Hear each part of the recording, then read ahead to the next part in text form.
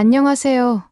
저는 수닐 파텔이라고 합니다. 인도에서 가장 뛰어난 자동차 엔지니어 중 한 명입니다. 저는 한국의 대형 자동차 회사에서 일하고 있는데 제 일이 정말 잘 맞아요. 인도 팀과 한국 팀이 함께 멋진 차를 만들 수 있도록 돕는 게 제 역할이에요. 이 일을 하면서 중요한 사람이라는 느낌도 받고 존중받는다는 기분도 들어요. 어느 화창한 아침, 늘 하던 대로 책상에 앉아서 차이티를 마시며 이메일을 확인하고 있었어요. 그러다가 갑자기 눈이 커졌어요. 받은 편지 한 맨 위에 서울에 있는 큰 상사들에게서 온 이메일이 있더라고요. 심장이 빠르게 뛰기 시작했어요. 서둘러 클릭해서 열어봤어요. 그 이메일은 한국의 최고 공장에서 배우고 경험할 기회를 준다는 초대장이었어요. 창밖을 내다보니 챗나이의 바쁜 거리들이 보였어요. 제 머릿속은 온갖 생각들로 가득 찼어요. 한국은 정말 멀게 느껴졌어요. 그리고 저한텐 너무나 다른 세상 같았어요. 한국이 대단한 기술을 만들고 있다는 건 알고 있었지만 한국 사람들이 우리 인도처럼 역사와 문화를 매우 중요하게 생각한다는 것도 알고 있었어요. 다시 컴퓨터 앞에 앉아서 한국에 대해 찾아보기 시작했어요. 읽으면 읽을수록 더 흥미로웠어요. 서울의 하늘을 찌를 듯한 건물들이 있지만 동시에 수백 년 된 오래된 사원들도 있다는 사실을 알게 됐거든요. 마치 과거와 미래가 나란히 공존하는 것 같았어요. 또 한국 사람들이 오래전에 잃어버렸던 것들을 되찾기 위해 얼마나 노력해왔는지에 대해서도 배웠어요. 오래된 책들, 아름다운 예술 작품들, 그리고 그 나라의 이야기를 들려주는 중요한 물건들이요. 그걸 보니 우리 인도도 마찬가지로 우리 보물들을 되찾기 위해 싸워왔던 역사가 떠올랐어요. 며칠이 지나면서 저는 한국으로 갈 준비를 시작했어요. 제일 좋은 옷들을 챙기고 가족 사진도 하나 넣었어요. 외롭지 않게 말이에요. 제 아내 프리아는 젓가락 사용하는 걸 연습시키면서 도와줬어요. 음식을 제대로 먹기보다는 바닥에 떨어뜨린 게 더 많아서 둘이 한참 웃었어요. 순일, 당신은 잘할 거예요. 프리아가 저를 꼭 안아주면서 말했어요. 그냥 당신답게 행동하고 당신이 얼마나 똑똑한 사람인지 보여주면 돼요. 비행 전날 밤, 잠이 오지 않았어요. 뒤척이며 한국에서 보게 될 새로운 것들과 배울 것들에 대해 계속 생각했어요. 혹시 실수를 하면 어쩌지?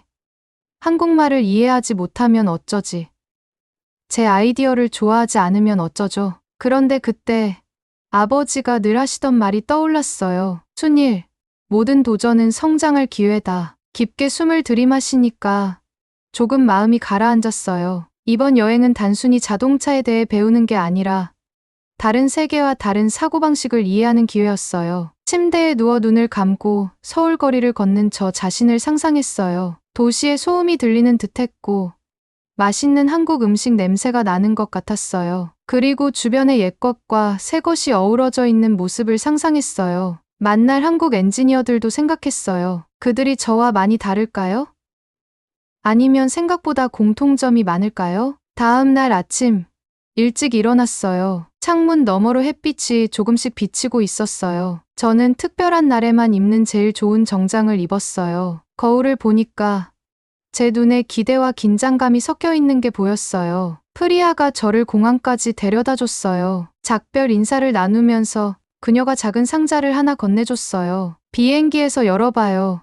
그녀가 미소 지으며 말했어요. 저는 그녀를 꽉 안았어요. 그녀의 응원에 감사한 마음이 들었어요. 공항을 걸어가면서 반짝이는 바닥 위로 제 구두 소리가 울렸어요. 마치 큰 모험이 시작되는 느낌이었어요. 사람을 바꾸는 그런 모험이요. 한국에서 어떤 일이 일어날지는 모르지만 이번 경험은 절대 잊지 못할 거라는 건 확실했어요. 비행기 안에서 창밖으로 사라지는 챗나이를 바라보며 프리아의 선물을 열어봤어요. 작은 노트였어요. 안쪽에 이렇게 적혀 있었어요. 배우는 모든 것, 경험하는 모든 순간을 기록해요. 순일, 이건 두 세계를 연결할 다리를 만드는 기회예요. 비행기가 점점 더 높이 날아올라 서울을 향해 가면서 그리고 그곳에서 기다리고 있는 모든 미지의 것들을 향해 가면서 저는 미소를 지었어요. 저는 준비되어 있었어요. 새로운 삶의 장을 열 준비, 배우고 성장할 준비, 그리고 어쩌면 자동차 세계와 사람들의 세계에서 변화를 만들 준비까지도요. 이제 모험은 막 시작됐어요. 그리고 저, 순일 파텔은 두세 개가 만나는 교차로를 향해 가고 있었어요. 비행기에서 내려 서울 땅을 밟는 순간 제 가슴은 설렘으로 두근거렸어요. 여기는 공기가 달랐어요. 챗나이보다 시원하고 맑았죠. 긴장된 마음을 가라앉히려 깊게 숨을 들이마셨어요. 바로 이 순간이었어요. 자동차 산업에서 최고를 배울 수 있는 제 큰 기회가 시작된 거죠. 공항은 정말 넓고 깔끔했어요. 어디를 봐도 본 적 없는 기계와 스크린들이 가득했어요. 마치 미래에 발을 들인 것 같은 기분이었어요. 그때 작은 로봇이 지나가면서 길을 잃은 여행객을 도와주는 걸 보고 미소가 절로 나왔어요. 와, 저도 모르게 혼잣말을 했어요. 정말 멋진 모험이 될 것 같은데. 짐을 찾은 뒤에 밖으로 나가 택시를 잡으러 갔어요. 제 눈앞에 펼쳐진 도시는 정말 숨이 막힐 정도로 아름다웠어요. 높게 솟은 건물들이 하늘을 찌를 듯했고 유리창에 지는 해가 반짝였어요. 그런데 그 사이사이에 있는 오래된 절들이 눈에 띄더라고요. 마치 현대와 전통이 나란히 공존하는 두 개의 다른 세상을 보는 것 같았어요. 택시 기사님은 인자한 미소를 지으신 나이 지긋한 분이셨어요. 제 눈이 휘둥그레진 걸 보시더니 영어로 서툴게 물어보셨어요. 서울 처음이에요? 저는 여전히 그 모든 걸 감상하느라 정신이 팔려서 고개를 끄덕였어요. 네. 정말 아름다워요. 기사님이 웃으면서 말씀하시더라고요. 밤에 보면 더 예뻐요. 별바다 같거든요. 도시를 달리면서 창밖을 계속 바라봤어요. 거리엔 사람들이 가득했는데 모두 각자의 목적을 가지고 바쁘게 움직이고 있었어요. 정장 차림의 직장인들이 기차를 타려고 서두르고 학생들은 웃으며 집으로 걸어가고 가족들은 작은 길가 식당에서 저녁을 즐기고 있었죠. 음식 냄새가 공기 중에 퍼져서 제 배에서 꼬르륵 소리가 났어요. 매콤하고 달콤하면서도 짭짤한 익숙하지 않은 향이 섞여 있었어요. 한국에 있는 동안 꼭 다양한 음식을 먹어봐야겠다고 다짐했어요. 드디어 호텔에 도착했어요. 건물은 높고 세련된 디자인이었죠. 체크인할 때 접수원이 저에게 고개를 숙여 인사했어요. 저도 어색하게 고개를 숙였는데 제대로 했는지 몰라서 좀 창피했어요. 하지만 그녀가 따뜻하게 미소 지어줘서 조금 마음이 놓였어요. 환영합니다. 파텔 씨. 서울에서 즐거운 시간 되세요. 제 방은 20층이었고 창밖으로 보이는 풍경은 정말 숨이 멎을 정도였어요. 도시가 끝없이 펼쳐졌고 수많은 불빛들이 반짝였어요. 멀리 보이는 산들은 희미한 윤곽만 보였는데 점점 어두워지는 하늘과 대조적이었어요. 인도 챗나이의 복잡한 거리들과는 너무 달라서 잠깐 그리움이 밀려왔어요. 다음 날 아침, 저는 일찍 일어났어요. 본격적인 훈련을 시작할 생각에 가슴이 두근거렸죠. 회사에서 차를 보내줬고 그 차를 타고 훈련 센터로 가는 동안 설렘과 긴장이 뒤섞인 감정이 들었어요. 훈련 센터는 거대한 유리와 철로 이루어진 건물이었어요. 내부는 마치 벌집처럼 사람들로 북적였고 모두들 빠르게 한국어로 대화를 나누며 바삐 움직이고 있었어요. 살짝 어리둥절한 기분이 들 때 누군가 제 이름을 불렀어요. 순이, 여기야. 한 청년이 손을 흔들며 저를 불렀어요. 그는 제 훈련 프로그램 가이드로 배정된 지훈이라는 사람이었어요. 놀라운 기술들을 볼 준비됐죠. 지훈의 눈이 반짝거렸어요. 저도 웃으며 고개를 끄덕였어요. 당연하죠.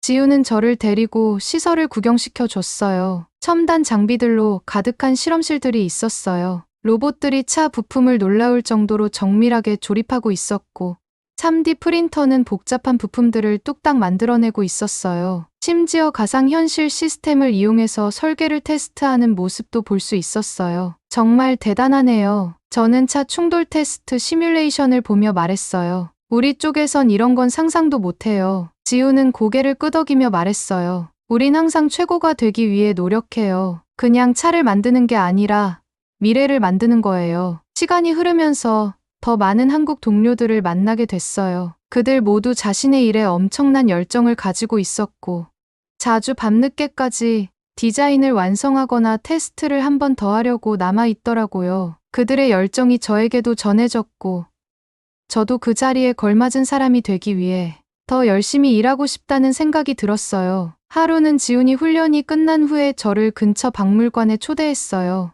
우리의 미래는 봤으니까 지훈이 말했어요. 이제 과거를 볼 차례예요. 박물관은 현대적인 도시와는 대조적으로 아름다운 오래된 건물이었어요. 내부에는 한국의 오랜 역사를 담은 유물들이 가득했어요. 지우는 저를 오래된 도자기와 그림들이 전시된 곳으로 안내했어요. 이 중 많은 것들이 전쟁과 침략 중에 사라졌어요. 지훈이 조용히 설명했어요. 오랜 시간 동안 이걸 되찾기 위해 노력했죠. 지훈이 한국인들이 문화유산을 되찾기 위해 싸워온 이야기를 들으면서 저도 모르게 고개를 끄덕였어요. 인도에서도 비슷한 역사가 있었기에 그 감정에 공감이 갔어요. 예상치 못한 이 나라와의 연결고리가 느껴졌어요. 박물관을 나왔을 때 도시는 정말 별바다처럼 빛나고 있었어요. 지훈이 미소를 지으며 물었어요. 한국, 어때요? 저는 잠시 생각에 잠겨 도시를 바라봤어요. 이곳에 와서 며칠 동안 보고 느낀 모든 것들이 머릿속에 떠올랐어요. 아직 배울 게 많은 것 같아요. 빨리 시작하고 싶어요. 그날 밤,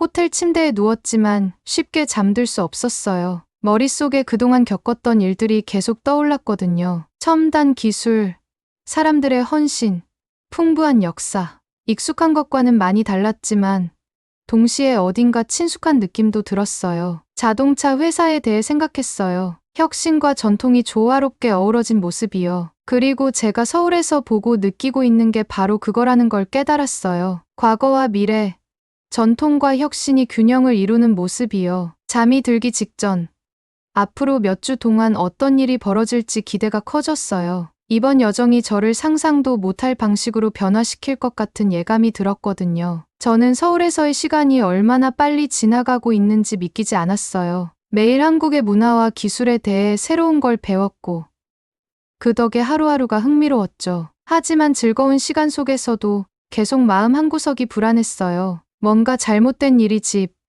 그러니까 챗나이에 있다는 느낌을 지울 수 없었어요. 직감적으로 뭔가 일이 벌어지고 있다는 걸 알 수 있었죠. 어느 날 저녁, 호텔 방에서 잠자리에 들 준비를 하고 있는데 갑자기 핸드폰이 울렸어요. 인도에 있는 우리 공장에서 일하는 친구 라울에게서 긴급 메시지가 온 거였죠. 두근거리는 걸 느끼며 바로 메시지를 열었어요.